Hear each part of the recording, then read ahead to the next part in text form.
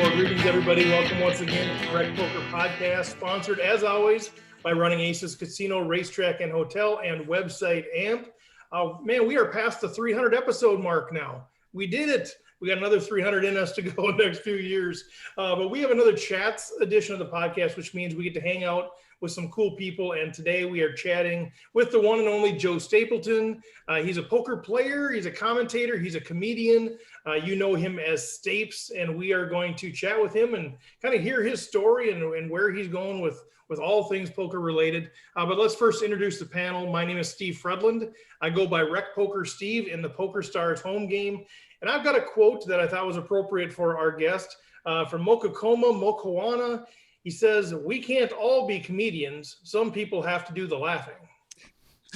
Well, thanks, Steve. My name is Jim Reed, Bluffsterini in the home game. And if you want to learn anything else about me or the rest of the crew here, you can go to rec.poker/crew. And I didn't bring a quote because I'm just excited for our guest today. I can't wait to find out a little more.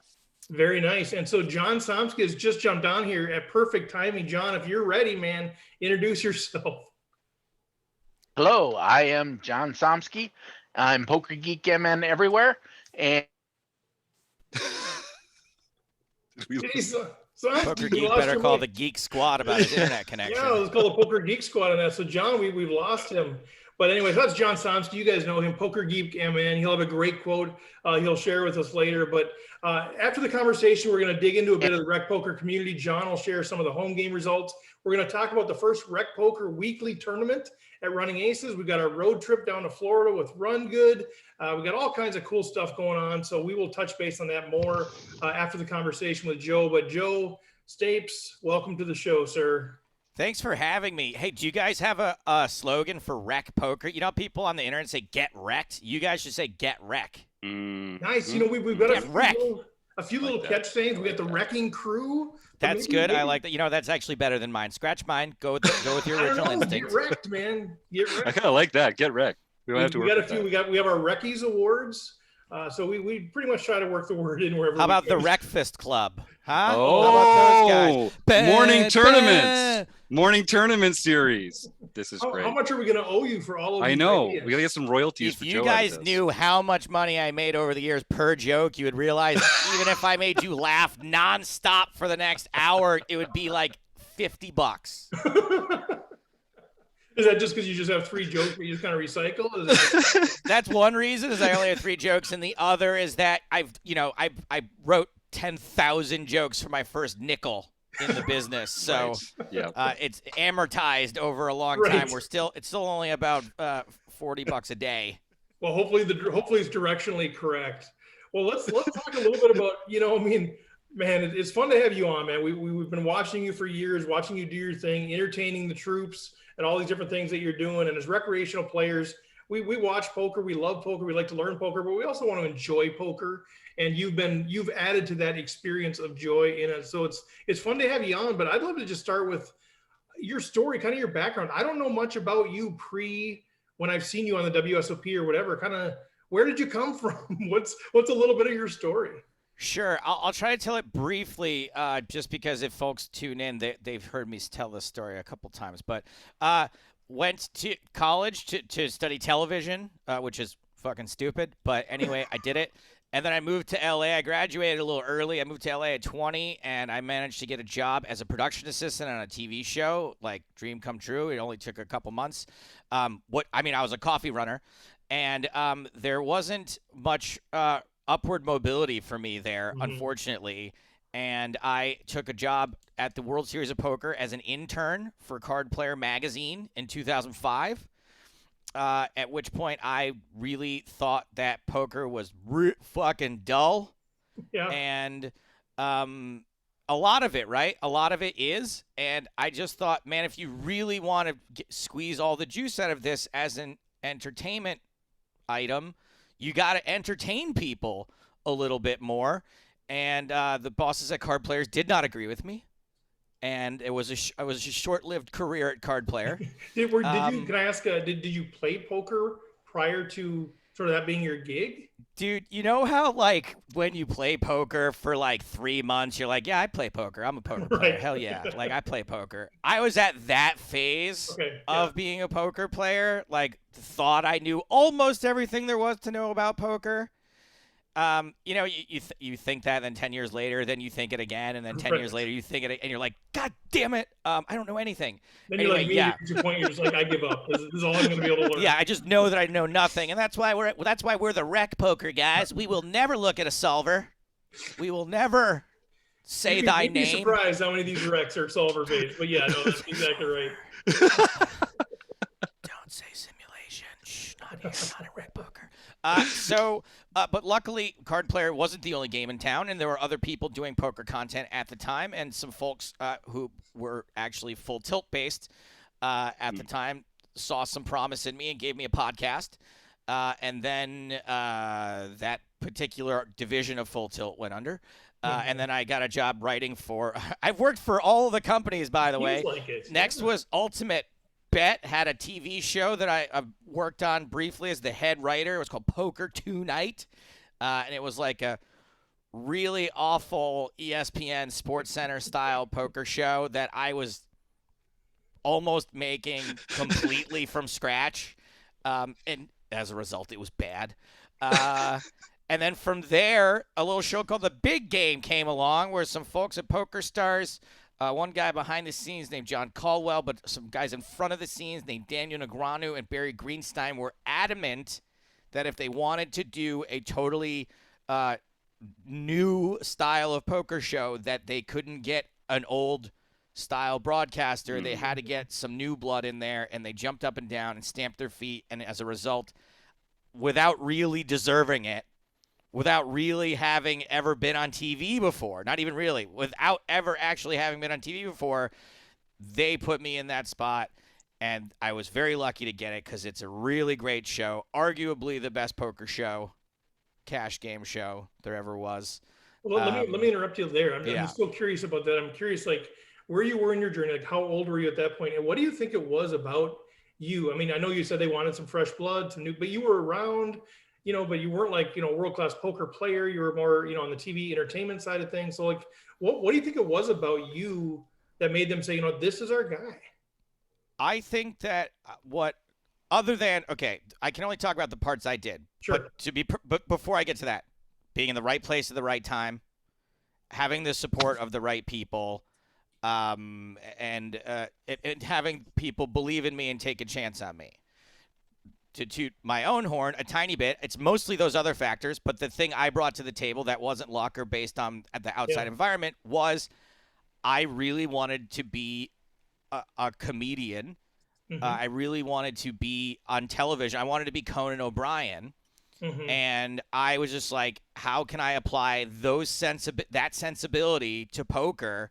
And it was kind of a square peg in a round hole, but people got it. People really liked it. I wasn't very good at any of it, but people liked that I was trying, and people liked that I was doing different things. And I always felt like most of what we did, the poker speaks for itself. So I kind of feel like anything poker-wise that you do doesn't have to be that pokery. In fact, it's way more interesting to talk about the other stuff, the lifestyle and the games people play, and to sort of put them into situations you don't normally see them in when we play a very stupid game on my podcast that, you know, is one of the things I've been doing for like 15 years now. So, you know, I was just lucky that my sense of humor, I just sort of jammed it into poker and got away with it. Well, it worked, right? So what I'm hearing you say is, there's the humility side of it, right place, right time, but obviously you were putting in the work.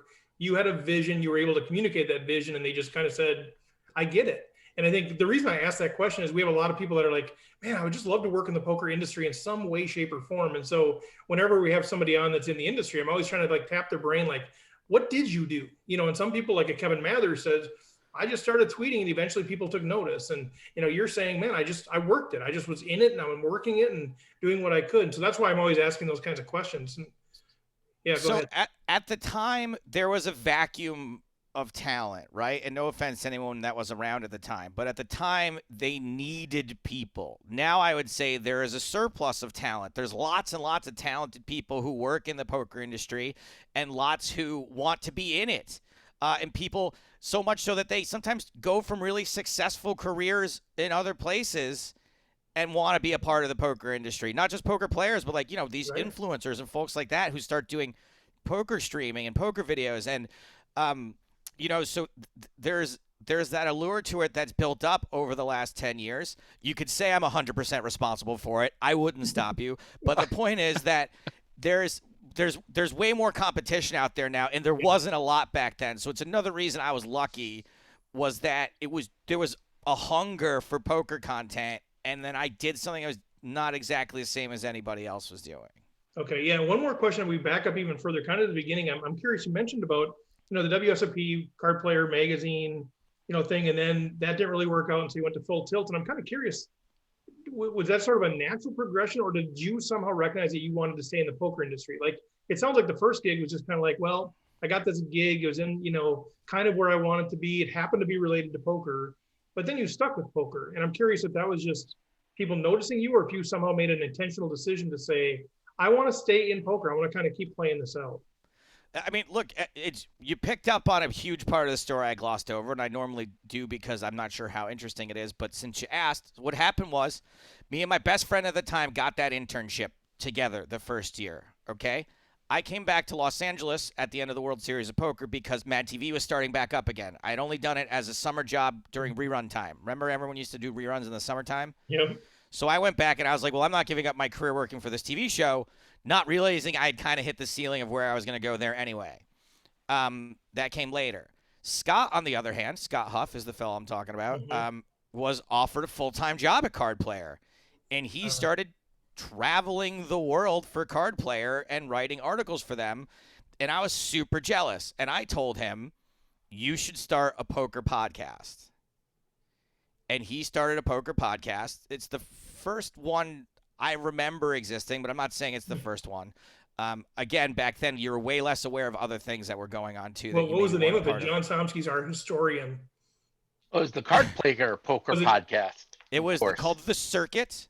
Yep. And it was Scott Huff and Joe Seabach and Gavin Smith.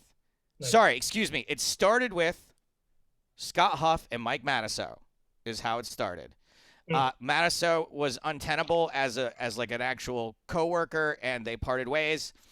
And then a guy named David Singer came in for a minute, and that didn't really work. And then I might be getting slightly backwards. And then they brought in Singer was after. Sorry. Then they brought in Joe Seabach and Gavin Smith to replace Matasso. And then what happened was that went on for about a year, and Scott decided that he had recently been engaged, and he didn't want to be on the road anymore. He just wanted to go back. He wanted to be a screenwriter, and he said, you know what, I'm just gonna. So he quit after a year. It was such a popular podcast. It was, you know, really all that was going on back then, and Gavin and Joe, as a result, quit the show. They didn't want to do it with anyone else. And then Full Tilt Poker Wire came nosing around, and they were like, that podcast was really good. Okay. We can't do you and Seabach and Gavin, but who do you guys think might be good? And because I had always been on the scene and always been the funny guy around, and they knew me through Huff, and because of my prior work, they were like, Joe Stapleton, he's going to knock this out of the park. You got to get Stapleton. And then they made me an offer for exactly, like, I think it was like $5,000 less per year than I was making at Mad TV. And all I had to do was make my own podcast. And I was totally in charge of it and had full creative control and could do anything I wanted and was going to travel the world. And I was like, okay, cool. I'm leaving. I'm going to leave Mad TV. You know, just, it was like one of those instances where, like, it was like if it was in a movie, it would have been the executive producer coming over with, like, the sketch packet I gave him, like, writing samples and being like, look, I decided to not even consider you this year. I didn't read these. Right. And then my phone rings and they're like, do you want to host a podcast? And I was like, yes, my bags are packed. Let's go. I love it. Well, the power of not burning bridges, the power of relationships, the power of yes. To answer your question, Steve, I would not be where I am today if people didn't like me and want to do nice things for me. Which is weird because we hear that everybody doesn't like you. So it's weird that you would say that, that people like you. So. You know what you probably heard. Anytime someone doesn't like me, it's a really big deal to me. Like my fucking world like spins off its axis, and I'm like, hold on a second, hold on. What? And so I often do kind of get a little too catty with people who I feel aren't being kind to me.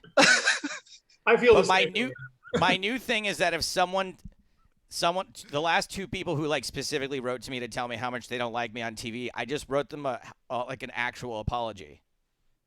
And I was like, nice. "Oh, I'm really just sorry to hear that. I don't want to ruin poker for you. I apologize. I would quit, but I need the money for my family." But yeah, like I'm sorry. It's not my intention to upset anyone. I hope you can get past it. And I wish you all the best. And what are they going to do to that, right? How are they going to? The last two people I did that to just started writing back like fan questions, like who's your favorite player? It was fantastic. I love it. Well, we'll get to your post poker career too. But John, did you have something you want to jump in there with? Well, I was just going to say I've been a big fan. Watched from the John, very I first. recognize you, man. I recognize that as soon as I saw John Somsky pop up, I'm like, this dude's been a great tweeter over the years, always have positive things to contribute. If I remember you, it's either really good or really bad, and I know immediately as soon as I see the person. Sometimes the name I need to see a face too, but you've been awesome, man. Thank you so much for all your support over the years. Oh yeah, I've been a big fan. I still have all of the original Huff and Stapes episodes downloaded and available. So, it's fun, although I haven't listened to them in a while, to be honest. Well, I shouldn't mention this, but, that's what's going to get me canceled is when all those episodes get uploaded and someone's like goes through all 500 hours of Huff and Stapes being like, here's one time Joe Stapleton said N-word, not the N-word. He just abbreviated it, and that's going to be something we don't do by the time these tapes come out. This is actually the start of John's process of blackmailing you, telling you that he has. Yeah. now we're about to hear step. I have the tapes. I have the tapes. Yeah. They're in a secure location. I'll get your Venmo later, and then we can work out a deal, and we'll figure out what it takes for me to destroy that information. But I think one of the big things that you left out on there is, you guys worked really hard with all the stuff you did with Poker Road and all of the different episodes you were working on there. You've really put in a lot of hard work. So it wasn't just being good and being in the right place at the right time. You've done a lot of work to get where you are as well. Yeah, thanks for saying that. And I guess that's right. It just, one is that my memory is like really foggy and I tend to not remember things like work. I remember joy and I remember some bad things, but stuff that's just like kind of a little bumpy, like but now you say that, I'm like, we did work pretty hard on that stuff. But the other thing is that and I'm so lucky. This is the luckiest thing about me, honestly. It didn't feel that much like work. Especially because I always looked at it like this and I was like, what's my dream job? To host the Tonight Show, right? Okay. So here's between my hand is the universe. And this hand right here is hosting the Tonight Show. And this hand is digging ditches, right? Let's just say as far as jobs are concerned, as far apart in the universe, right? The job I do is like infinitesimally close to this as opposed to digging ditches. So the fact that like I got to just crowbar my sense of humor into print articles and little web vlogs and multiple podcasts and all that, it didn't always feel like work. Also, we barely got paid anything, so it kind of wasn't work either, if you think about it, because work requires getting paid. And at the time, it was generous, though. At the time, it was enough for someone in their early 20s to get by on, and as long as they could get $40K into credit card debt, which I did twice. But, it did. I'm so lucky that it doesn't really feel that much like work.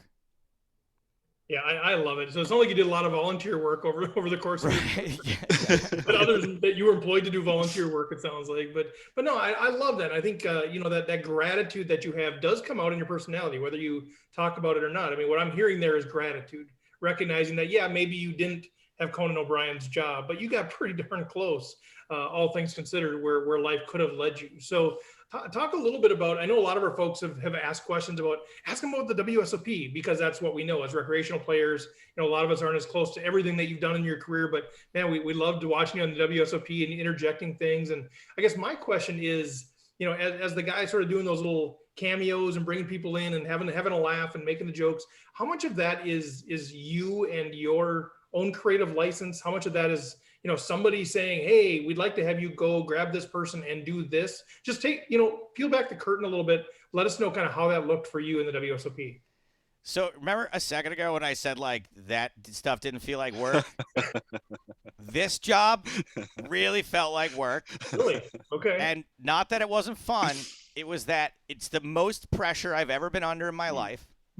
Basically, I show up and they're like, we need you to do 10 to 12 hits today. And they have to be hilarious and inoffensive and paint poker in a positive light. And you got to do them with poker players. You know, there's no budget. You can't pay anyone. You can't schedule anything. Nobody wants to talk to you. You got 3 minutes. Oh, they have to be exactly 90 seconds, 90 to 100 seconds long. During their 15-minute break, whatever. During their 15-minute break, and it's after the first couple of days, they didn't let me do them live anymore. But okay, you got to come back to that. But okay. And so it's just like insane pressure. Now, not to say that I had no help, because they would pair me with a producer who was always super helpful, and also sometimes I would go in and my boss would have 2 or 3 ideas for me also, which I was crazy grateful for, right? It wasn't like, don't tell me what to do. It was like, oh my God, thank God, here's 3 things that are pre-approved. Right. And then I have to pitch him my ideas, and he's like, no, are you serious? Like, why would you even ask this? And by the way, he's doing his job very well. Right. It's his job to make sure I don't get some dumb shit on the air that's going to get us all fired. So I was never, it was frustrating, but I was never like mad at him or frustrated with him. I got it, you know, I understood, but yeah, those were tough. And then, you know, the people you're doing the bit with might be bad on camera. They might not understand what's going on. Then also that's all of that. Plus when it's going, I got to do it right. Yeah. And remember it and remember how to get to the gag I'm trying to do. So it was really high pressure. I wore a lot of hats, you know. I was like director, producer, writer, star, casting director. How many more can I come up with? So like star. I can't believe I just said star. Leader role. As a result, some of those bits didn't work very well. I'm well aware of that. Some of them did work pretty well. And some of them kind of just got, like, there was a couple I was super proud of that just kind of got lost. I don't even think made it to TV. If you weren't watching live when they aired the first time, I don't think they've ever really been reprinted anywhere. And a couple of those were super fun. But, yeah, that's kind of how the day worked. Interesting. Jim, did you have something? Well, no, I wanted to get into the movie stuff, so I don't know if there's anything else on that front first, but yeah, real quick then, I guess I'm curious, like, yeah, how long are the days? Like, I know, you know, for me, I've done some things in the poker industry, and people are surprised to hear how much is involved, like with poker reporting and some of these different things. And so I'm kind of curious, like for you, because, you know, you look at it like, oh, that just looks like the dream job, right? I mean, he's there, he's grabbing a guy, he's having fun, you know, but you've already described the pressure you're under, all the hats you have to wear, that there is an approval process. You can be creative to a point, but like how long? The 90 seconds where I get to watch it back, like, you know, after the delay is amazing. That part's really, really fun. And then I'm like, well, we got to do 5 more in the next 2 hours. Like, how long was your days? Like, you know, like how long a days were you working? The days weren't too long. Technically, like, I think my call time by the last year I did it was like 3 or 4 p.m. And then we'd be done by 1 or 2 in the morning, maybe 3 in the morning. But because I felt such intense pressure, I was getting into the Rio at like 10:30 in the morning. And then because I wanted, if my boss was going to shoot down, first of all, I like pitching them in person better rather than writing in an email what the ideas are, because it's way easier to just say no in an email. He's got to look me in the eye and disappoint me. Or at least come back with something you can use. Right, exactly. It's just easier back and forth. So I would get there as early as he was getting there, and he was putting in insane hours. But I would get there as early as he would get there. So if I was going to shoot down half of them, I could just like walk the halls, think about different things I could use, what's happening today, who's still in the event. Kind of like when you go to the track, right? And you get there early and you go watch the horses trot up and down the little runway there, and then you get the racing form and you circle and then you go see who all the scratches are. That was how I would prepare, and I really was gambling every day. I was like, well, this could be the one. Exactly. This could be the day we just don't get it done. All right, Jim, go ahead. Yeah, well, one of the things that I'm just really impressed with, Joe, you've so like you say, you've crowbarred yourself into the poker world, and you're present in a lot of different ways as a host, as a comedian. One of them is consulting on movies. I know that one's come out recently, and there was all this action on Twitter recently. Do you want to just talk about that experience? Like, I know it's just so cool that you're involved in all these different parts of how poker intersects with the world. And I understand that some of them are, easier for people to understand than others. Yeah, I mean, look, that's kind of been recently a really cool thing for me to be a part of as a guy who still very much longs to also be a part of mainstream media, not just poker media. The fact that I've been reaching across the great divide and just sort of getting a little taste here and there has been very exciting. The movie is, of course, something called The Card Counter, which a friend of mine is a movie producer. And this script came across her desk, and it just so happened to be written by one of the most acclaimed screenwriters of all time. And she read it, and she said, "Holy shit, this got poker, and if I make this movie, I can give my friend Joe Stapleton a really cool job on this movie." Also, again, didn't hurt that it was written and to be directed by a legendary filmmaker. And so those two things lined up, and she did end up making the movie. And funny story of how I got hired on the movie is that she sent me the script, and just out of habit, I was like, no, wrong. This is wrong. This would never happen. This is stupid. This isn't even a thing in poker. Right. And just sort of sent her that back, thinking that in a few months she'll slowly drop these hints over the next few months. Nope. You know what she did? She pressed forward and sent every single brutal note I had directly to this legendary screenwriter. And he replied back, "This is great. We have to have this guy on set." Yes. Sweet. So again, I just kind of fell ass backwards into this. One, because someone more successful than me likes me and wants to do nice things for me. And two, I opened my big fat mouth and somehow it paid off rather than biting me completely in the ass. Well, so you're pushing it all toward sort of just, right place, right time kind of stuff, which of course there's variance in life, just like there is in poker. But, I keep hearing, inside of everything you're saying is relationships with the right people, and you're taking the initiative, and I think those things are coming together. And yeah, the right person, he had to have the right reaction to it or whatever, but man, I love that. So I'm kind of curious, in your consulting then, I was wondering, were you consulting just with the script? Were you consulting with sort of the final edits? But it sounds like the entire thing. So you were actually on set and giving insights during the filming? I did three major things. One was the script notes to begin with. Two was to go to New York City and spend the day with the film star Oscar Isaac and just sort of talk poker with him and tell him where I thought the mistakes in the script were, just in case Paul didn't end up changing them. I was like, look, you do this movie however you want. It's Paul's movie however you want. I want you to know this is incorrect. This is correct. If this doesn't end up getting changed, I want it to be your choice as to what you want to do. And then if Paul wants to tell you to do it his way, that's fine. But I want you to at least know that this is not correct. You deserve to know. So we spent the day together, and luckily he had played poker before and kind of liked poker. And so that was an easy process. And then I also helped connect the film with a lot of various poker entities, Card Player and PokerStars and Poker Night in America, to say, hey, if you want to send them some of your stuff, we'll try to get it in the movie. So that was kind of fun to be able to do, and the movie appreciated it. And I think that the people who end up getting their stuff on camera, sorry I didn't call Rec Poker. Yeah, next back time. Then. Next time. Yeah, we'll get those polos in there. And so that was a cool little job to have. And then I was on set. And everyone from set decorators to props department, I said to the props department, one of the first emails I sent was, guys, you got to invest in some real chips.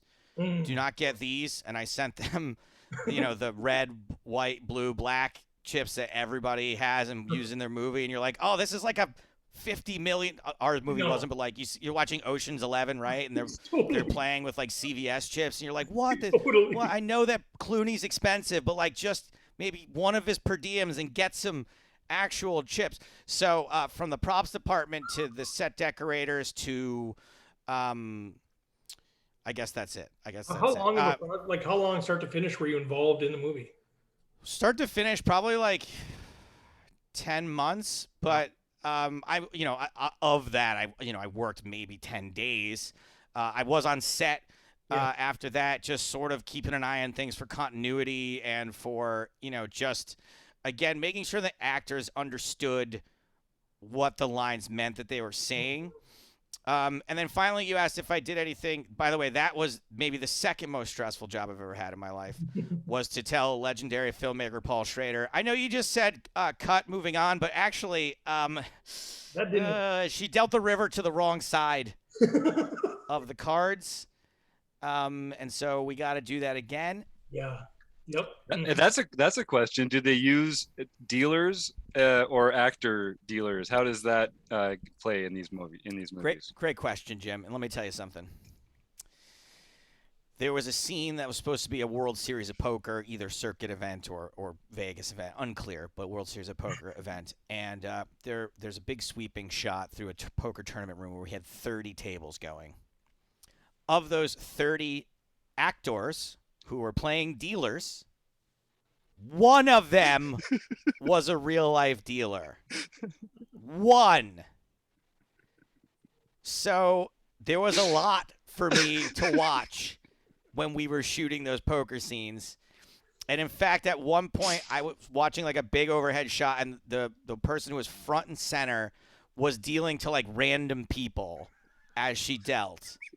And it was during the shuffle up and deal, too. So it's not like it was, like, mixed in. It was like, all right, shuffle up and deal. And then she's like, seat 2, seat 8, seat 3, seat 2, seat 9, seat 1. Like, it was crazy. And that stuff kills me, too. Like, we're just watching Yellowstone, the TV series now. And, like, they've got a poker scene in there. And they're just, it's like random stuff. You know what? It just loses all credibility. Counterpoint to that, though. We are such a small section of the audience. True, for sure. Nobody else. It doesn't really matter. And so there were a couple times when Paul was like, that's cool, man, but I'm going to tell my story my way. And I was like, absolutely, because let's take the title, for example, right? The title probably makes the hair on the back of your neck stand up. It probably is like, oh, what are they doing? Why are they calling it that? And I will say that was a huge concern of mine. They did not allow me to change the title of the film. However, the main character plays blackjack also, and when he talks about card counting, it's in reference to blackjack. Right. There is no card counting reference to poker in any way, shape, or form.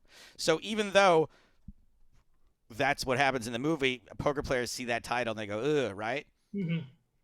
I would contend that the sound of the card counter, despite making us feel cringy, probably does wonders for people who don't know that. And it actually is like a pretty cool name for a movie. And like, if you didn't know better, you'd be like, that sounds like a guy that's pretty good at poker. Right. Yeah, no, I think that's right. I think for the masses, I just know as a poker player, they're like, yeah, they couldn't just get that figured out. Like Joe couldn't come on set and tell them to put the river on the right side of the cards, but yeah, card counter, I think to the masses does have some appeal for sure. I think that I'm not going to say that poker wise it's perfect, but I think that I know that they listen to the vast majority of the notes that I gave them, and it is a movie about blackjack, Kim. Thank you for your comment. Yeah, we have premium members that are in the chat. And she said, I thought it was blackjack when you see a card counter. And Joe's saying it is, but it's also about poker, right? A movie can be about more than one thing. What? And I would contend also, just so you guys know, this is a thriller, okay? It's not like if you're expecting Lucky You, where the crux of what happens in the story is poker is also happening to what the main story is about. So if you haven't seen the trailer, it looks really good. It looks pretty riveting.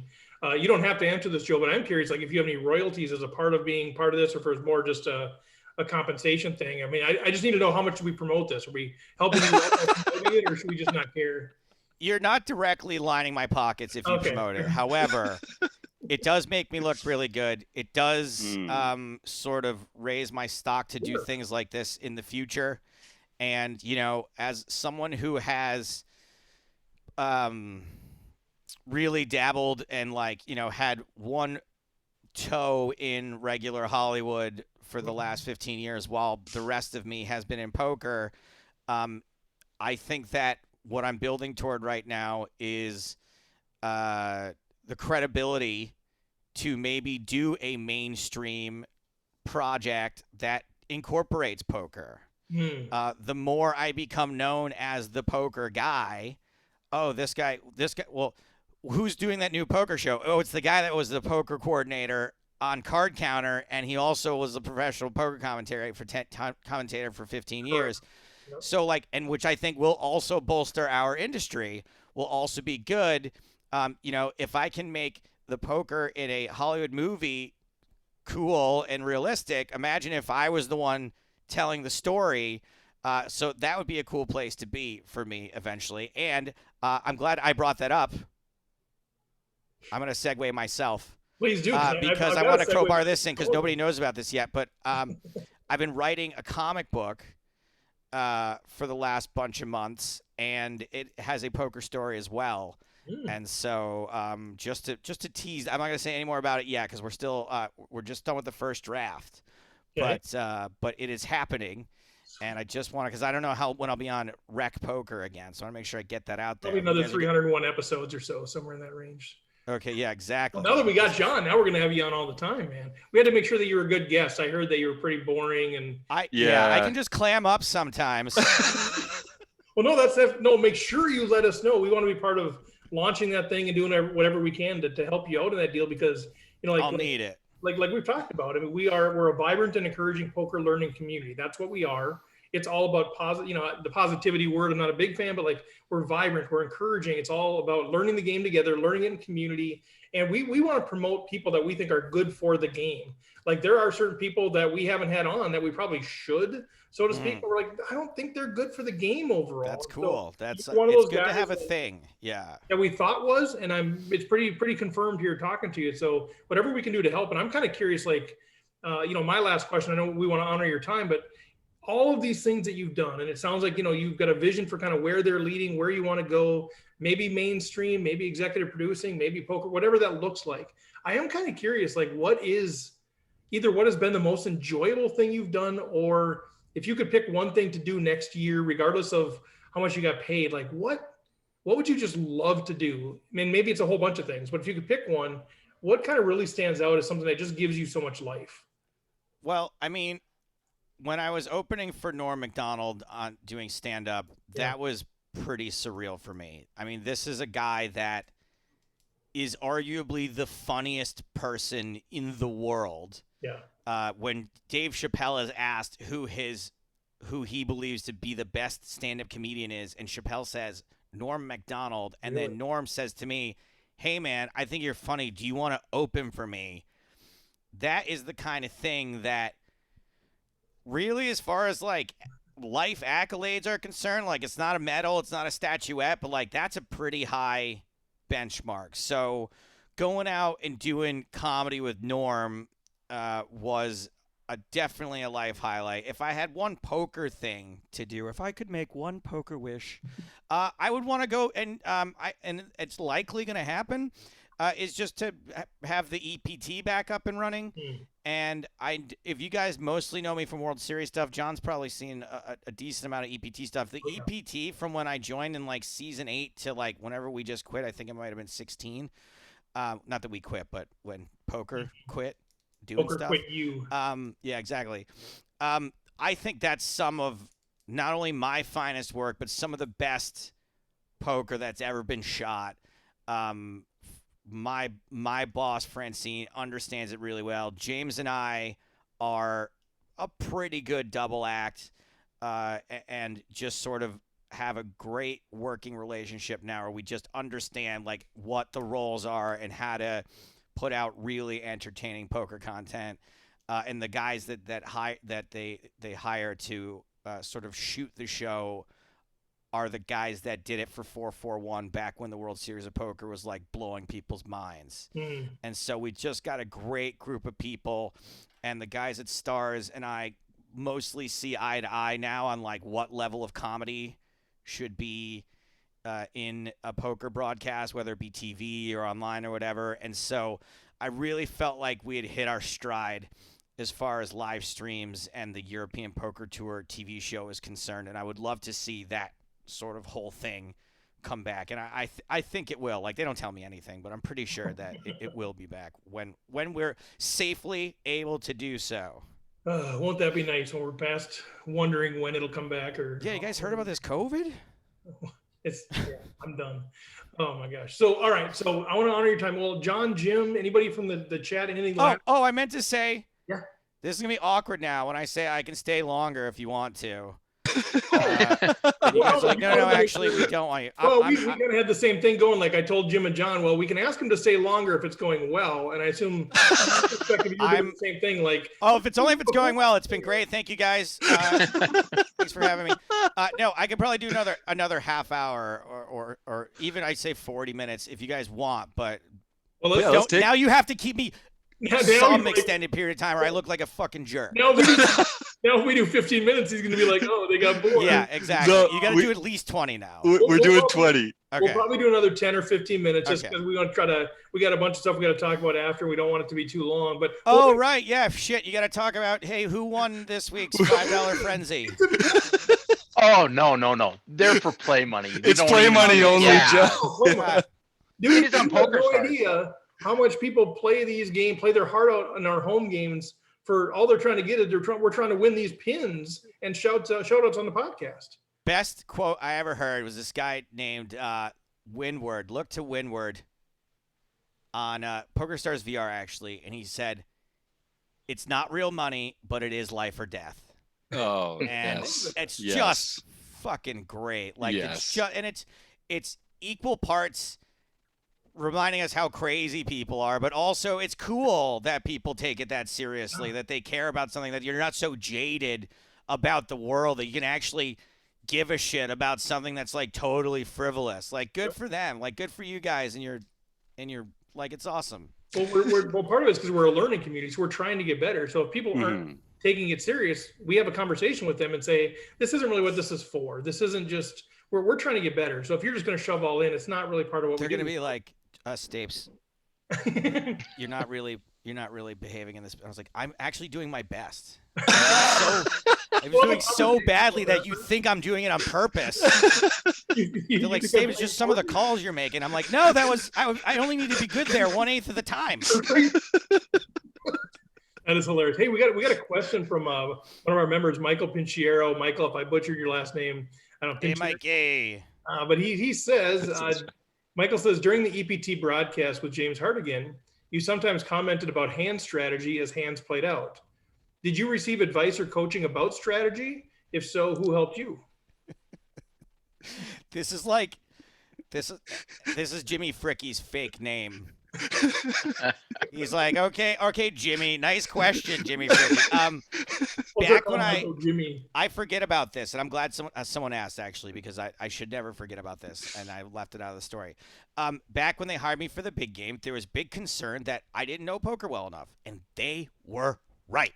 And so what they did was they hired this guy named Jimmy Fricky, a.k.a. Gobble Boy, a.k.a. the Poker Police, who's listed in the credits for the big game as the poker police. Nice. He and I would watch every episode together, and he would tell me exactly what was going on. Stuff that I was like, well, he's raising. He's like, no. He's like, and so they wanted the big game to have the best strategy of all time. And so they hired me a coach. And in the beginning, Jimmy and I would watch the show, talk about it as we did it. So that's 2 hours right there. Okay. Then it would take me between 4 and 8 hours to prep all the jokes I was going to do for that show. We would record 5 to 6 episodes. Sorry, we record 8 episodes a week. So I was having to do like 2 a day. So I was doing about 10 to 12 hours of prep work and then going in and doing 6 to 8 hours in the studio, 10 to 12 hours of prep work, 6 to 8 hours in the studio. I made myself sick during that. However, back to Jimmy Fricke. Jimmy then followed me to the EPT. And almost all the shows I did since then, I stopped using them maybe about 2 years ago when TV was just kind of petering out. Like when we broadcast that year was the PSPC, and so I did not use Jimmy for that, nor do I use him on the live streams. But that basis of poker knowledge really was started by Jimmy Fricke, and since then there's so much information out there. All the pros who I do commentary with now, what little bit I know about what's going on is just sort of sucked up through osmosis from spending time pretending to know what I'm asking them. I love that. Thank you for your question. Jim, John? Yeah. Yeah, go ahead. Go ahead. Well, I was just going to say I loved, Jimmy Fricke and the Poker Road B team, and was going to ask you about his contribution. So do you feel like you've gotten a lot better? I mean, I've heard from other people that you seem to know what you're saying and need a little less guidance, or, Jimmy doesn't need to correct as much as he used to. Yeah, look, I'm sure that I haven't kept up with how far the game has continued to blow past me, but it's enough that I don't think I embarrass myself very often. And always what I really – and secondly is that PokerStars has been really great over the last couple of years of just giving me a pro in the booth so I can focus on my strengths, which is not poker analysis. It's to keep people happy and entertained. And so I would always rather err on the side of entertainment. And I know that the appetite right now for knowledge is voracious, right? It is voracious for people wanting to learn. And there are way better places to learn than on a poker broadcast anyway. Right. It doesn't mean you can learn nothing, but I think our most important job is to entertain people. And so if I can force out some analysis that or I can make a good joke, I'd just rather have that real estate for a joke. Well, that's something here at Rec Poker, fun and playing and being serious about winning, but also having a good time is really important. And so learning and fun together is important. And I really am impressed. I've said this before, I've done some commentary. We've done some streaming events here. I also feel it's much better for me to be sort of facilitating the talent to actually provide the analysis. Right. And how do you have any tips for someone who's trying to kind of take a similar path to yours in this way, ways to prepare for that experience or to be a better commentator or anything like that you could help me out with? I mean, the only advice that I can give, first of all, what are your actual flaws? Can I ask you that? Where do you feel how long do you have, man? Jeez, good Lord. I mean, if you just trip over your words, right? If that's one of your flaws, right? That's a lot different than feeling uncomfortable, right? If you trip over your words, and the first guy I worked with on the big game was go home and read the newspaper out loud in the mirror. And just get used to moving your mouth with every syllable and not rushing through things, and just really work it out, work your mouth out. So So, Jim, you can share what your flaws are, or what we can do is open it up, and John and I and the members can. That would actually be a lot easier. That is would be not a lot the rec easier. poker mantra. No, it is. We help each other learn. Sometimes it's by okay. showing them what they're doing Sometimes wrong. it's by shaming them. Well, sometimes it's hard to shine a light on your own flaws, right? Fair like enough. I know that's Fair for enough. sure. Yeah, I mean, I think my biggest flaw, my biggest problem is just shutting up and just like having space for other people to talk. For the most part, I'd say, because I just tend to like go, but I don't know. I'm not sure if that's something I can work on other than just discipline on my part. It is discipline, but let me ask you this: are you doing that out of nervousness? Probably less than I used to. Yeah, I don't know. That's a good question, though. That's a good question. Yeah, I think John's got something he's saying. I don't know if he's got the mute on. Well, yeah, I was gonna say I would guess that yours is out of enthusiasm. Oh, probably. I mean, you just are really enthusiastic about it. And once you get started, we just can't shut you up. I think there's two pieces. I think one is the enthusiasm. You're just so passionate about poker. I've never met somebody so passionate about poker, and you are very good and you are very smart. And so I think you're probably used to being you're probably used to being the smartest poker mind in the room. And so when you're coupled then with, now you're going to be doing, you were doing broadcasting with Ryan LaPlante, you've got to kind of change your mantra to be like, okay, he is now the one that knows. So you are gifted with knowing poker really well too. So you can, and you do coach other people. So it's not like it's a foreign thing for you. So you're shifting gears, I think, a little bit. Steve, you really nailed it there. And what is, to me, most important is once you're competent, right? Once you're like not worried about what you're saying. So you're a competent broadcaster, it sounds like.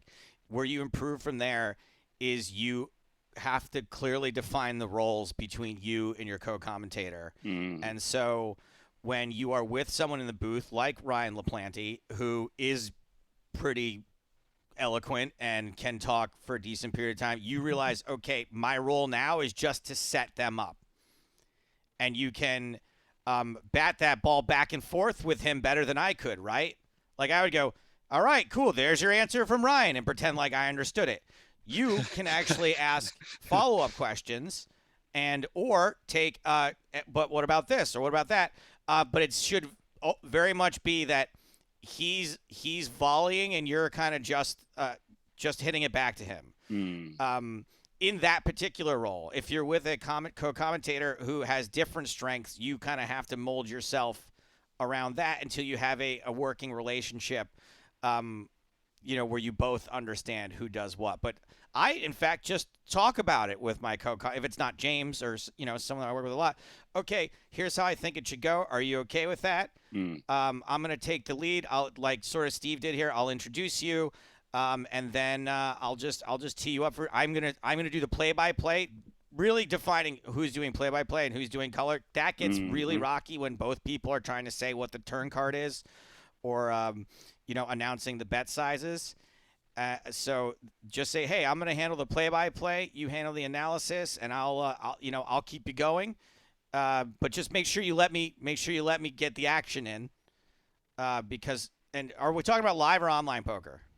It's been online. What we've been talking about. By the way, that's like training to run a marathon at the top of Mount Kilimanjaro, because you're not. There is no time for commentary in online poker. You are talking about the pre-flop action, and we're 3 hands later already. Yes. They were doing a heads up bracket. Yeah, I mean, it's really, ice skating uphill, honestly, to try to do online poker, because there's also very little other color to speak of. All right, well, we just made fun of everybody's screen name, and we've got 12 hours left of this broadcast. Like, there is, it's a really difficult thing to do online poker commentary. So I wouldn't beat yourself up too much over it. There's really just, like I said, there's just not a lot of room for anything. So, again, that sort of plays to my analysis strengths too, or weaknesses, I should say, that if there's a pro in the booth that wants to go off on it for a while, great. But if I'm like, well, that happened, and then move on to the next hand, like, who can blame me? Yeah. And I think as long as there's enough room for people's natural personality to shine through, like Jim, we would never want to dampen Jim's passion for the game. Like, but there's still to be room for passion. Like with you, Joe. Like, okay, well, we're only going to tell this many jokes at a time, but we can't lose your fun spirit. So some of there's got to be room for people's personalities, and it can't be so scripted. So, I don't know. It's a fine balance, I think. Yeah, it's absolutely about balance, and not every commentary team will work well together, and they could be both great broadcasters, and it just some people are you can't plug a plug into a plug. You know what I mean? You got to find some holes for the plug. Yeah, I think that like the chemistry of the team and that communication, it's no surprise that of course would be the most important thing, and just like being on the same page, being aligned with the person in there. So thank you very much. I feel like I just stole 5 minutes of personal time here, but that means a lot to me. So thanks. That's everybody. okay. I love giving advice to people that are going to take my job in 3 years. I was gonna say one of my favorite things to do. We gotta get Stapes into the mainstream, so there's a little more room in the poker industry up please. at the top there. Look, once I take over the Tonight Show, you can have the EPT. Jim, Perfect. No Recorded witnesses. Yeah, right. Well, we're gonna have Joe's Venmo anyway because John's gonna be... Oh yeah, that's right. Well, I have another idea. So in order, I'll destroy the tapes. I won't do anything for you. But have you ever had your favorite TV show goes off the air on a season cliffhanger and you never know what happens and you really want to know? So I want to know, did you ever pay off the challenger or sell it? I thought you were going to ask me about Amber is handled, and so I did not. Well, that one I also wanted to know. I'm not going to answer that one. Basically, I think we had a Soprano-style ending to our podcast where I was finally going to call who I thought was a hitman who had text messaged me once.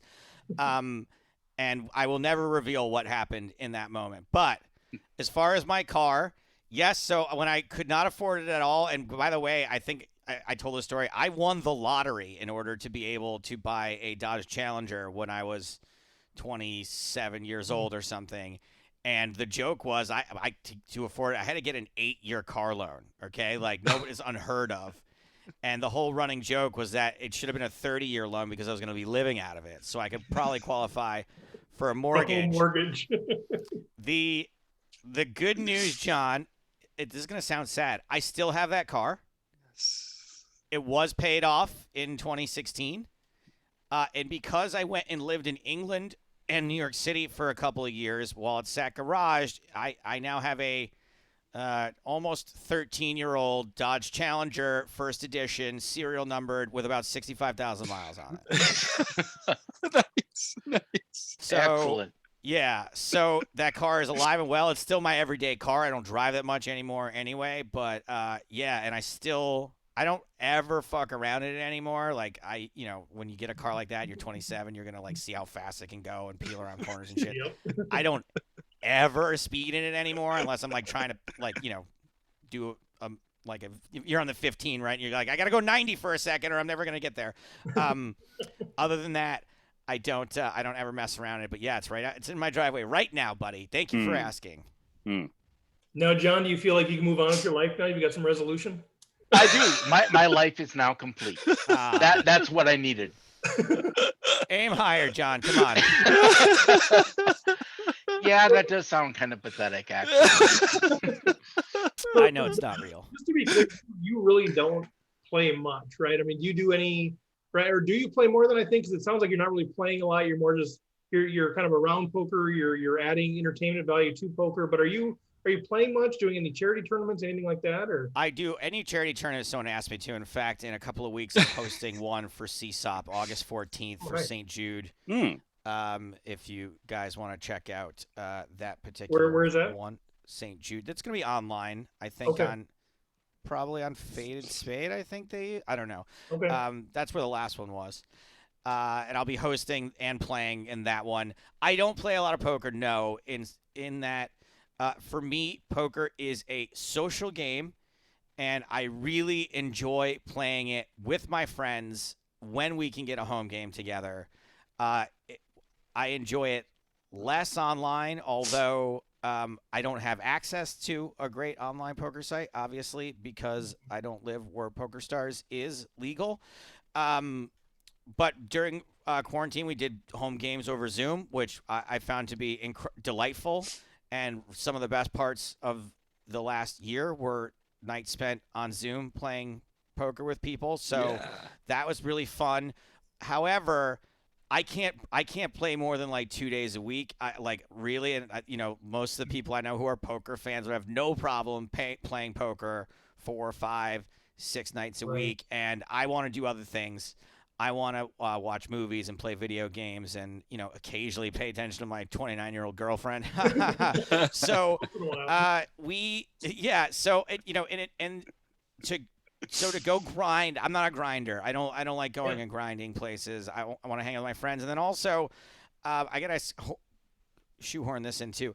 I've been playing like 2 or 3 sit and goes a week, like 2 or 3 table sit and goes a week since quarantine started way back when, and I've only won one of them once, and we're talking out of like 18 months of 2 tables sit and goes. And so even if I was the worst player in the game, statistically I should have won each of them probably like 3 times, and I've won one of them once. So I am going to say that I run below expectation. Even if I were the worst player in the game, which I'm probably not the worst player in the game. So I've been very frustrated by poker lately. And this sort of, when I dated a professional poker player, she used to say this. It was really weird. She goes, you can run bad forever. Right. Like there's as if it's supposed to be comforting. As if you could lose every flip for the rest of your life. Like you could. Like it is possible for that to happen. And that's kind of what the last 18 months have been like for me. Just any way I could lose a hand, it's been happening. And so if I'm not hanging out with my absolute best friends while that's happening, I would much rather be doing something else. Yeah, it's very different to lose that when you're playing a $5 home game and you can just laugh it off, right? So if you don't really like, you don't really enjoy the online playing or whatever, are you doing that just because it's part of what you feel like is a responsibility as a commentator that you should be playing some, or do you actually find some joy in it? You're doing that, out of choice. I would love to play the Sunday Million once a month. Okay. I would love to play even a light Sunday schedule, right? Like the Sunday Million and the Sunday Storm. Maybe if I'm feeling really saucy, like the other 215 or whatever they cost now. That once a month, it would be awesome for me. Perfect. But I don't have access to that. And I want it. It basically is that I want poker when I want it, and I want to be done when I'm done with it.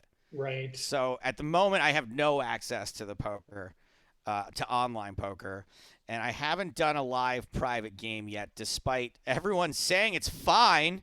I haven't done yet. I also just think that me and my friends who are in LA have been playing online so much. People are like, do we always want to drive like an hour and like not be able to drink when we can just like keep doing the Zoom thing? So it's going to be tough to break ourselves of that habit, I think. We do a Zoom every Tuesday night. We do the same thing. We're playing in the home game in the Zoom together, and it's been a great way to get through the pandemic, but it's not really live poker. Yeah, exactly. And so we'll get the live game going eventually. But yeah, for me, it has to be, I have to budget it like, what would I spend on a night out with my friends? I don't have a bankroll, right? And so $400 is like pretty steep, right? That's like 2 buy-ins at 1-2. Like that's pretty steep. And then when we get up to 800, now I'm not having fun anymore. Right. Because this is not what I would spend on a night out with my friends, unless one of them was like going to prison the next day. So I live in Minnesota, so $400 out with a friend. I don't even know how I could spend $400. Right. Well, you know what I do when I'm in Minnesota, Steve? This is no joke. I'm always like, how much was that tab? $8. I'm like, drinks are on me, everybody. I don't know how I could possibly spend $400 even paying for all 4 of my friends, Yeah, well, I live in LA, so it's not inconceivable that I could spend $400 on a night out. But yes, but that would still be like painful for me, right? That would still be like, $400. And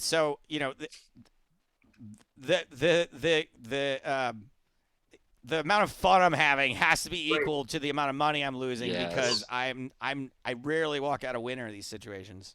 Yeah. So I'm kind of curious. So okay, we've talked about a lot of stuff. We're going to start to wrap it up here a little bit. We could literally talk to you the whole night, but yeah, we're gonna have to bring you back on. You have some of the cool stuff coming up with the comic book and all that stuff too. What else haven't we touched on that you're involved with or that you have coming up that you kind of want? Let Rec Poker Nation kind of be on the lookout for. Sure. Well, we got WCOOP coming up in the next few weeks on PokerStars on Twitch and YouTube, and we'll be doing Monday, Tuesday, Wednesday broadcasts following the World Championship of Online Poker. We've got, I believe, if you guys haven't seen them, sometimes these shows, we do a show called Hank's Home Game where it's Hank Azaria and some celebrities playing for charity, and James and I pop in every once in a while, sort of mess with them.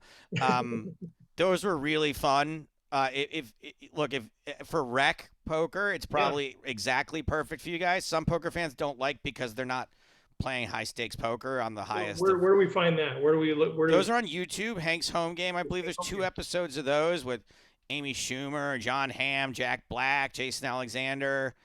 So it's kind of like my home game. Yeah, exactly. And I find those shows really fun. There's gonna be some more episodes of those coming up in the next couple of months. What else we got? I guess if people, I'm not as annoying on Twitter these days, for better or for worse. I've gotten quieter. So if people want to follow me or unmute me on Twitter, that would be great. You've been muting Joe for all these years. What's that? If they've been muting you for a while, it's time to come back. I think a lot of people have me on mute right now, and that's understandable. I'm not even mad about it. I just want you to come back. I forgive you, because I'll be tweeting about stand-up and stuff soon. I'm going to be at the Antelope Valley Comedy Festival, September 11th and 12th in Palmdale. For all 10,000 of you Palmdalians who listen to the Rec Poker Show. That's right. Come on, Palmdalians, you're out there.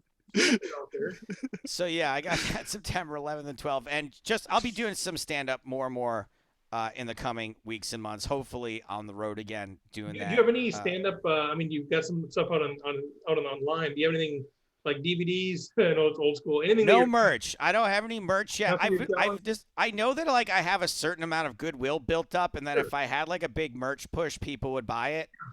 I'm just waiting for my big ask. From the community. I feel like I have a really bunch of goodwill, and retweeting the card counter trailer, I was like testing the waters. I was like, it really mean a lot if you guys would retweet it, and I had like 300 something retweets. Still not as many as Joe Ingram would get for tweeting, boy, aces sometimes win a big pot, don't they? Turns out you can win a big pot or lose a big pot. And then he just get 5,000 retweets, 25 million likes. Yeah, but Joe, just think about how infinitesimally close you are to that, though. No, nice one. Nice callback, Jim. So what? Yeah, there you go. That was a great. I love that because I love that there's just so much gratitude built into that, referring to yourself as close to your dream when so many would look at that and say, I'm so far away from my dream. You know? Yeah, no, it's super. Look, I get to act like a jackass, make jokes on late night TV like I just described that job also. So I'm pretty sure, if you don't have the level of success that you've had to this point, there's no way you're on the Rec Poker podcast. Oh, good correct. Point. Yeah, good absolutely. point. I should have said that was my pinnacle, really. Other than being on the Rec Poker podcast, guy. Yeah. It would be. Trying to say Jeffrey. So we got Twitter at Stape. Yes. S-T-A-P-E-S. Yes. Is there anything else? Anywhere else they should be following you? At InstaStapes on Instagram. And I'm almost never annoying on Instagram. Like I'm just trying to put up funny pictures most of the time with funny captions. Twitter, I can get a little preachy, but like I said, I've been reining it in, guys. I promise. I've been working on it. He's maturing. Exactly. And I think that's about it. Like you can hit me up on Facebook, but I'm almost always full on there, and Facebook is a toilet. So. I know you seem to have a hard time expressing how you feel, so maybe we can maybe somebody on Rec Poker Nation that can help pull that out of you. But yeah. All right. So my last question, and Jim, John, if you have something else, feel free to chime in. But my last question is, as kind of a call to action for Rec Poker Nation. What's one thing you'd love to have everybody either know that's part of Rec Poker Nation, or do if it's follow you on Twitter or Instagram or whatever? Like, let's give us an assignment that would help you out in your career, in current career and chasing your dream. That's really, really kind. And here's what I'm going to say. Just live a good life. No, I'm going to just have fun with yourselves. The magic was inside you all along, Rec Poker. If I may, all that stuff, yes, all of that. But if I may, can I put this? Can I hip pocket this? And you have a favor to be named later, because the big ask is probably going to be when the comic book comes out. All right. And I'm happy to come back on the show then, or when enough time has passed that it doesn't seem weird. Probably I'm on the show again. I'm happy to do the show. In fact, I might need to, right? If I said anything dumb in this interview and I get fired. Well, I'll be like, hey, guys, do you have any host spots available? You want to be on the panel? I mean, maybe PokerStars like, remember when you said you didn't like online poker? And I'm like, you hated followers. Come on aboard. No, I think we'll reserve that later. But I'll just say follow Stapes on Twitter and Instagram for sure. But yeah, let's put that in the holster. Whenever you think it's going to come out, get a hold of us, or we'll get a hold of you. We'll keep an eye out for it too. We'd love to have you back on. Absolutely. And the first time we have somebody on, it's so much just hearing your story. I know you've told your story before, but a lot of Rec Poker Nation isn't listening to every podcast and reading. oh, totally. Yeah. No, that makes sense. And then next time, what we'll do is we'll dig into the, whether it's a comic book or whatever, and we'll kind of have a lot of fun with that for sure. Yeah, fantastic. Thanks for having me, guys. Absolutely. Cheers. That was an absolute blast. No, just it was exactly as much fun as I thought it would be. Exactly as much fun. Had to. Well, Jim, you sure know how to kiss butt like a broadcaster should, so you got that part down. Thanks, Joe. Right, I'm already looking forward to next time. We'll let you go there, man. Thanks again. It was a pleasure. We'll have you on. It will not be another 301 episodes before you're on again. So thanks so much. All right, very good. Smell you later, guys. Cheers. Take care, man. Well, there he goes. Why don't we, we'll get our reaction. Why don't we just go ahead and play the Jonathan Little ad, and we'll come back with our reactions. Have you ever wondered whether you should call a preflop raise or 3-bet instead? What do you do when you have a flush draw? Do you raise it, or do you just call? What do you do with ace-king when you miss the flop?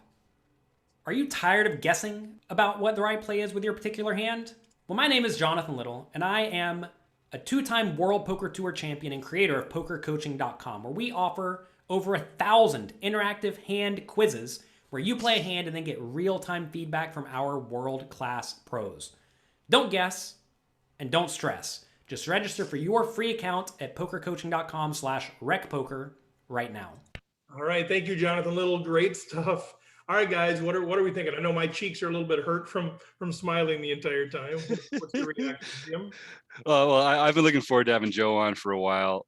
He is someone that does a lot of the same things that I would love to do in the world of poker, So it was cool to be able to pick his brain about that and get sort of a sense of what his story is like.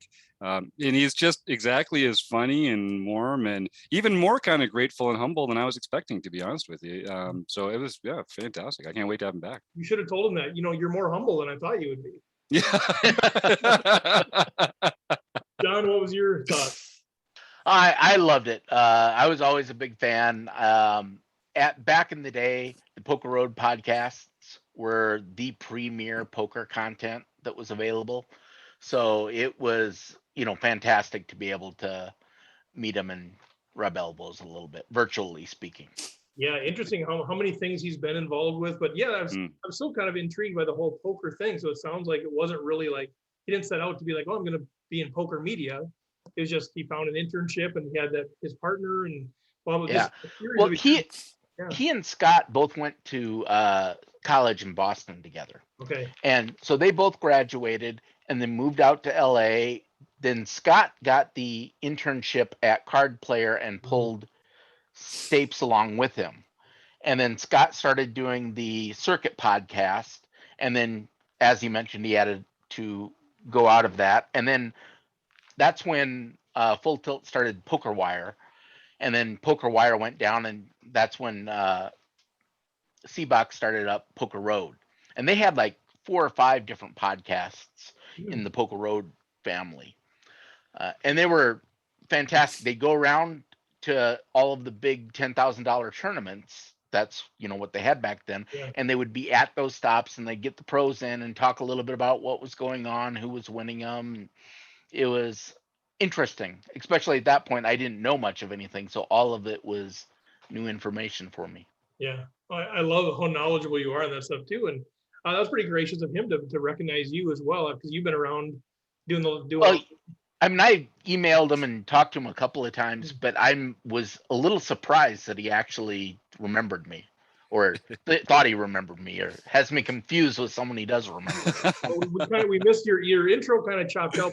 But I think you said Poker Geek MN or something. I think we got that, or I mentioned that triggered it as well, because it's your Twitter handle as well. So, John, did you have a quote that you wanted to share today? We lost your intro. No, I was busy looking for it, but then I got into technical trouble. So we'll save the quotes for next time. There you go. Fair enough. Well, yeah, it was a wonderful, wonderful guest. And Kevin and Kim and Martha and Michael, it's fun to have you guys on here too. But let's talk a little bit about what's going on in the rec poker community. I'll tease a couple things and then we'll get into the home games. But when this thing airs, it will be Tuesday, August 10th. That is the day of the first Running Aces Rec Poker Weekly Tournament. Oh my God. Very, very exciting. I had some plans changed, so now I can play it. I was so excited. I was going to be out of town. Now I can play, as far as I know, that first one. So I want to be the first inaugural champion of that. Yes. Weekly, Tuesday mornings, 10 a.m. If you're around Minnesota, it's the Rec Poker Weekly Tournament. So very fun with that deal. We also have our next road trip coming up, August 23rd through 29th, down in Florida. We got 4 of us in the house. I know a few other people are going. We do have a couple of spots in the house. If you're interested, reach out soon or go to rec.poker/road trips. You get some information there, but that's gonna be fun. The Run Good Poker Series down there. See if I can get me a ring. See if I can win myself the player of the series and get to that Poker Go thing at the end of the year. All kinds of big ideas. I just have to play better. Aren't they putting a bounty on you in that one too? No, they're going to, but actually they're going to run that opening night is not going to be a celebrity bounty tournament anymore. They're just going to do like a Monday night regular opening night. They're going to give away a bunch of prizes and stuff, but I think it's going to be more like door prizes and stuff. But we do have one entry into that event that Run Good is donating. So who's ever staying at the house, I'll exclude myself. We're going to give that away to somebody that's staying in the house. So that's kind of a little bit of a cookie there, but yeah, it'll be super fun, of course. Nice. And just to tease one more thing, so staking, we're going to start some rec poker staking. This is so cool. Tease this a little bit. We've been working on it quite a bit. We're going to pilot it down in Florida. So we're going to kind of see how it goes. We've got a process set up for investors, a process set up for people that want to play and be staked. And so we're going to tease that out a little bit. You can go to rec.poker/staking, and we'll have all the information out there by the time this airs. And there'll be a couple of us that are going to put some of our action up just so that we can pilot this thing. So we'll see how that goes, but we'd like to try it out. We think we have a pretty good model, a pretty good process. We're really going to be the administrators, the facilitators of it. It's really an agreement between the investor and the player that we're going to help manage and connect. Because I got a lot of players that say, I'd love to be staked, but I don't know anybody that wants to put up some money. And we got a lot of people that say, man, I'd love to live vicariously and put a little bit of money into that and invest in those folks. So we're going to facilitate that process. So that's coming. And it's all right. So I guess I said I was going to tease them, and then I went in and just now I don't need to explain it. There's no more teasing, no more explaining. Those things come up. Reach out to, as always, you guys, like always, Steve at rec.poker. Like, we are very available. We're very accessible. If you have any questions, any comments, any concerns, and you don't know how to reach out, just Steve at rec.poker. And we will take care of your question, your concern, whatever that might be, or input. Feedback is the lifeblood of rec poker. I don't know how many times we have to say it. So many of the great things that we're doing are a result of somebody saying, you know what we should think about doing. And then we explore it and we do it. So definitely welcome your feedback. So with that, maybe because I said all that, I can interrupt you less, John. And we don't have Chris Jones on the panel tonight. He couldn't make it. And he's the one I know that's just always interrupting you. That's so Chris. John, you can flow through this. Maybe. We'll see. Okay. Back at our for our nightly events, we had Doug Drabeck, Megra 44. He's got back. his 5th nightly for the year. That's his 16th lifetime. Look at Seville 300Z XTT, Jeff Martin got his 1st nightly victory. Congrats. Fergie 56, Kim Kilroy got her 5th nightly victory. Local legend, pet fed herself. Yep. Ivor Big One who I don't know who is, got his or her first nightly victory. The last time I think you said Ivor. So Yeah, or is it Oh, Bigone? Ivor. I don't know. Ivor. Is that Ivor. Italian? Well, at first, Bigone. he has it's Bigone with a 1 at the end. And at first I was like, well, is that supposed to be like Biganel? I don't. Is it Big 1-1? Oh, it's probably It Big could 1-1. Bigone That's one? probably. That's probably the right way to say it. Anyway, next we have another impressive back-to-back Oh feat man. where Ace Booyah Greg Mhm. won his second and third Oh my nightly God. victory on the 30th and 31st. Nice. Closing out the month. Beautiful. Yeah. And then also on the 31st, Taylor Moss, Gopher Boy Ah. TJM, won the mixed tournament for the daily series. Now, do we give out a pin for that? No, that's Even the if practice one, right? that's the practice one. Do we? Well, it does count for a bronze pin unless you're Taylor. Oh, For good. Taylor, Okay. Taylor, thought- it's an I thought there was asterisk a rule. because he won it. That makes more So, sense. I like the way yeah. that sounds. I just want to Okay, make sure it good. was the practice one. It wasn't the real one. No, it wasn't. Okay. It wasn't it was just the mixed practice event. You know, Taylor, he has real commitments in his life that prevent him from making it to the recording of this podcast, and we have so much fun with him every single week. But Yep. This is Well- nothing I wouldn't say without him here with him. no, I know. It's just so I fun. believe, I'd have to go back in the stats and look, but he is one of the few people who I think has won a tournament in all 3 series. He's won a daily series, a mixed game series, and a no limit hold'em game series. And I think he's got one of the few pins from 2019 too. We Yeah. had a couple pins in 2019, right? That's right. Yep. When we Yep. just started, because he won Player of the Year in 19, so he might. Well, he won a silver for 2019 for Player of the Year, and he got a bronze because he won one of the tournaments for Yeah, then as well. Wow, and he There probably you go, won hardware. in 2020 too. So I think so. Yep. You're gonna have to ship another pin over to him sometime soon, Steve. I hate to admit it, but the kid's a player. I mean, Yeah, he knows his stuff, no doubt. Yeah, I'll never admit it to his face, so no one out there tell him this, but he is pretty good. Okay, then we have the international events. Jasper Jr., Patrick Barry got his Yes. third, and Go GF Hawk, Pat. Eric Romo got his first. Nice. Way to go, Eric. And then Oh, overdue for Eric. That's awesome. He's been circling that winner's box for a long time. Way to come through. Yeah, well, he's won other events. This is just his first international. Ah, I see. you Yes. should good. be upset, Jim. This is two Two American Yankees. international events. I know. What the heck? So come on, border ban. I know we've got some Brazilians, we've got some Mexicans, we've got some Canadians. Australians. Plus, we set this whole time slot for some of our friends overseas. So let's hit this Saturday international tournament, folks. I don't want to see any more of these proud Americans waving the flag every time. Oh, it comes You know, Canada has had its day. I don't think you should be allowed to interrupt me anymore. It's all, I'm going to call the shot for Troy Chapman. Chapo. I think Chapo's Yes. gonna win one of these pretty soon. I love that. He really has, but I think he's going to win another one pretty soon. Nice. Yep. Okay, now that we are on to the LPP Sunday event, and Milo Junk, Miles Hudson, won the Learn Pro Poker event on Sunday night, so he should contact Jim at rec.poker to earn his free month at Learn Pro Poker. Nice. Way to go. Way to go, that's a Miles. Yeah. valuable deal too, man. That's good stuff at LPP, man. Absolutely. And one more reminder that on September 18th, we have our Heads Up series returning. So stay tuned for more info. Sweet. Nice. All right, now, and Jim, we can't say anything about what we've been talking about, can we? I don't think we can. I don't think so. Next week, I bet we can. It's going to be a big day, though. I want It's to gonna be a fun say it and then edit it out if we can't, but I think it's too soon. I leave that to you, sir. You're the boss. I think I don't want to edit later. Okay, stay tuned. Stay tuned. There's a big announcement pending. Can we Yes. say that? Well, I already did. Oh, yeah, that's going out now. I think a fairly large announcement that's pending. Hopefully, you can even break it on in the forums podcast if we know it or something. Oh, yeah, maybe. That's cool. When we record that. So anyway, so stay tuned. But it's a good reason to actually sign up for the newsletter. because we'll probably end up breaking it there first. So Good point. Rec.Poker, sign up for the newsletter. We'll let you know what that is. All right. So I know we are way past time. We're going to start the next podcast.